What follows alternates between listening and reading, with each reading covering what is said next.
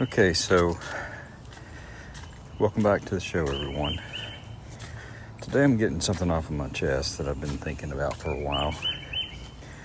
And it's a hard reality that I just think I need to get out there. And that reality is this.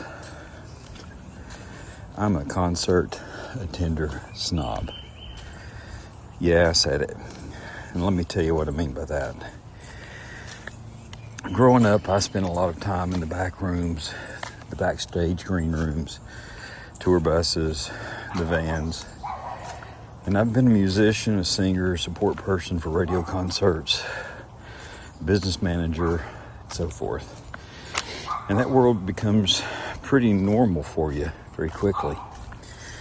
And now, as a regular ticket buyer, I've realized I don't really enjoy going to a concert where I have to pay to get in and sit with general public with little to no acknowledgement or access to the artist, or at least to the production team.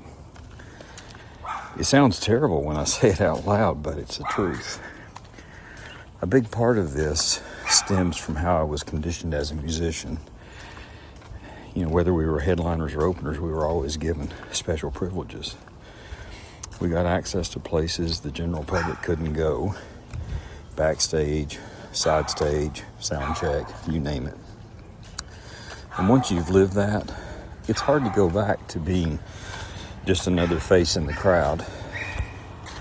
These days when my family wants to go to a big show, they're excited. And I'm trying my best to match their energy. But if I'm honest, I'm not as enthusiastic as I used to be. Instead of losing myself in the music in the moment, I catch myself doing what I always did on tour. Critiquing the band, analyzing the stage production, studying the lighting, and judging the sound mix. I'm constantly trying to figure out what's live, what's tracked, what's real, and what's preset. I'm in full industry mode, observing, evaluating, dissecting, instead of just enjoying the show like everyone else around me. It's a tough habit to shake, I've got to admit. Interestingly, there's one big exception. I can still completely switch off and just enjoy myself at Broadway musicals or plays. We love going to historic theaters or flying into New York to catch a show. I think it works because I have a really low personal history in that world. I've never really been on that stage, even though I have run small productions that incorporated musicals and acting. But I don't really go through the how I would do it thoughts. It's just not that interesting to me. It's pure escapism, and I can actually sit back and just experience the way that it's meant to be experienced. Look, I'm not proud of my concert snobbery. It's just one of those unintended side effects of spending years on the other side of the curtain. The industry gives you a behind-the-scenes lens that's almost impossible to take off. You notice the tech, the logistics, the little details, and sometimes that steals a bit of the magic. If you're someone who can still buy a ticket, grab a drink, sing along without overthinking every element of the show, honestly, I envy you. Part of me wants to get back to that pure fan experience. But in the meantime, I'll keep going to the shows for my family's sake and supporting live music.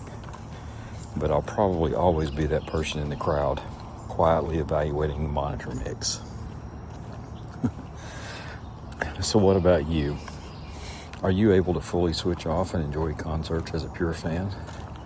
Or does your background, whether you worked in music production or anything else, change the way you experience live events?